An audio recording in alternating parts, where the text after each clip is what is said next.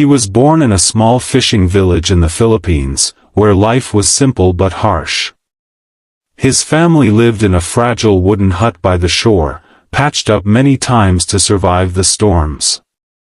His father went out every dawn to fish, often returning with little, while his mother worked long hours selling vegetables in the crowded market.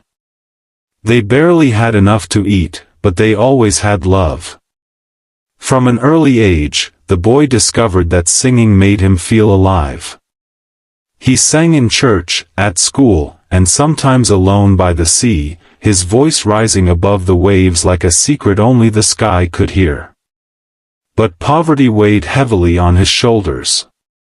He wore the same worn-out clothes to school, often walking barefoot on rocky paths, clutching second-hand books that smelled of dust and hope. Other children teased him, saying he was destined to be poor forever.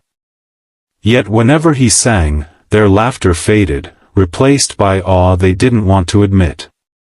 Music was his escape, his dream, his prayer. He whispered to himself at night, "One day, I will sing for the world."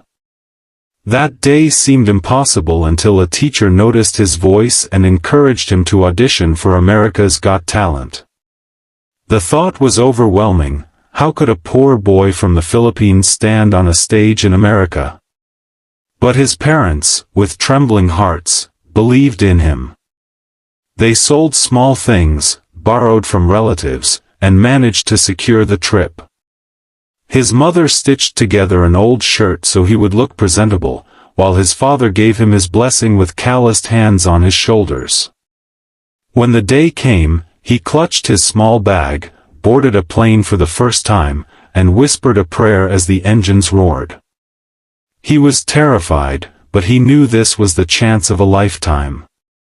The moment finally arrived when he stood backstage at America's Got Talent.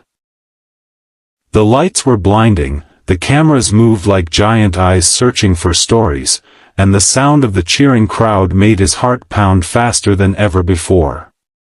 He was only a boy from a small fishing village, yet here he was, about to face the world. He looked down at his shoes, old and borrowed, slightly too big for his feet, and felt a surge of nervousness. His hands shook, his throat tightened, and for a moment he wanted to run back. But then he remembered his father's words, "Sing with your heart, Anak, and people will listen." He closed his eyes, took a breath, and stepped out. The stage felt enormous. Bright spotlights blinded him, but he could feel thousands of eyes watching. The judges sat before him, larger than life. Simon leaned forward, studying him with that piercing gaze, while Sophia and Heidi smiled warmly. Howie gave a small nod of encouragement.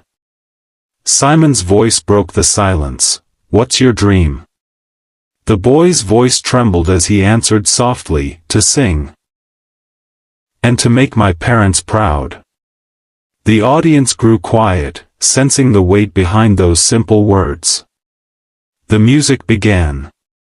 At first his voice was fragile, like a whisper carried by the wind. Some in the crowd held their breath, unsure if he could handle the pressure. But then, something shifted. His voice grew stronger, rising higher, filled with emotion that seemed far too deep for someone his age. He poured his struggles, his hunger, his dreams into every note. His eyes glistened under the lights, and each word carried the story of a boy who had nothing but dared to dream everything. By the second verse, silence swept the room. All doubts were gone, this was no ordinary performance. As the boy reached the middle of the song, the atmosphere in the theater changed completely. The nervousness that once trembled in his voice was replaced by a power that nobody expected. Each note carried raw emotion, rising from the depths of his struggles and reaching every corner of the hall. The audience leaned forward, captivated, their eyes wide, their hearts pulled into his story without even knowing it. Some people began wiping their eyes, unable to believe that such a small, shy boy could sing with such force and truth. His voice cracked once, but instead of weakness, it revealed a sincerity that only made the moment more powerful. It was not just singing, it was the sound of survival, of love, of hope. When he approached the final chorus, he closed his eyes tightly, clutching the microphone as though it was the only thing holding him up. The long, trembling note he released seemed endless, like he was pouring years of pain and dreams into that one moment. Then it happened. One person stood up, clapping through tears, then another, and within seconds the entire audience rose to their feet in unison. A standing ovation thundered through the theater, echoing louder than the song itself. The boy opened his eyes and froze, shocked at what he saw. Thousands of people on their feet, cheering for him. His lips quivered, his eyes filled with tears, and he whispered a small, "Thank you," into the microphone. The cameras caught every reaction. Heidi pressed her hands against her face in amazement, Sophia shook her head in disbelief, and Howie simply mouthed the word, "Wow." But it was Simon's rare smile, soft yet approving, that carried the weight of the moment. For the boy, this was no longer just a performance.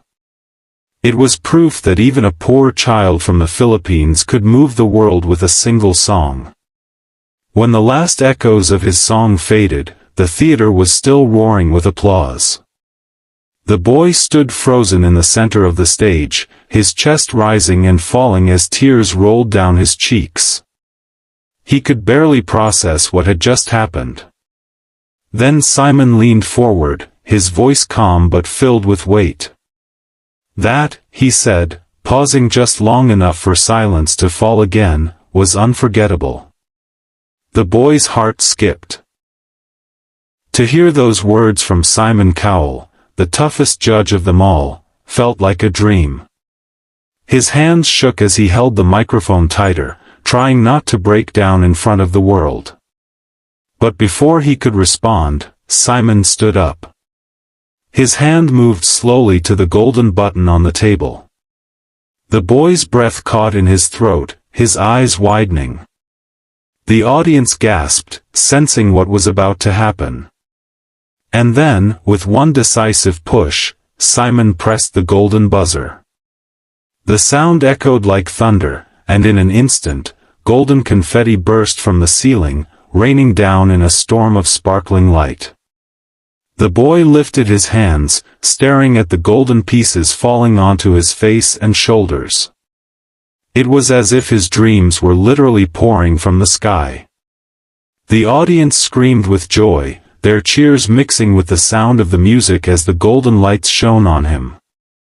Backstage, his mother collapsed into tears, covering her mouth as she whispered, "Anak, you did it, you made it." The boy fell to his knees, overwhelmed. He touched the stage floor with one hand and whispered a small prayer of thanks. He had walked onto this stage as a poor boy with nothing but a song, and now, in front of the world, he was a star. The moment of the golden buzzer became the spark that lit a fire across two nations. Overnight, the boy's performance spread across television screens, social media feeds, and news channels in both the Philippines and the United States. In his small coastal village, families gathered around a single old TV in the town square, cheering and crying as they watched their own local boy showered in golden confetti. Children pointed at the screen shouting his name, while parents whispered to each other that this was proof that even the poorest child could rise if given a chance. His teacher, the one who had pushed him to audition, wiped her eyes and said softly, "I knew the world needed to hear his voice." In America, millions of viewers replayed his audition again and again, moved by the purity of his voice and the depth of his story. Strangers commented, saying his song gave them hope during their own struggles. Filipinos working abroad felt a special pride, sharing the video with the words, "That's one of ours. That's the heart of our people." His story transcended music. It became a message of resilience, sacrifice, and faith. Even years later, his audition was remembered as one of the most touching moments in AGT history. Fans described it not just as a performance, but as a prayer sung out loud. Teachers used it to inspire their students, parents showed it to their children to teach them about dreams. The boy himself, now stronger and more confident, never forgot the night his voice was finally heard.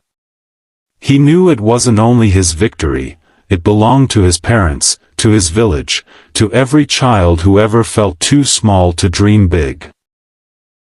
His song would never be forgotten, because it had become a song for the world.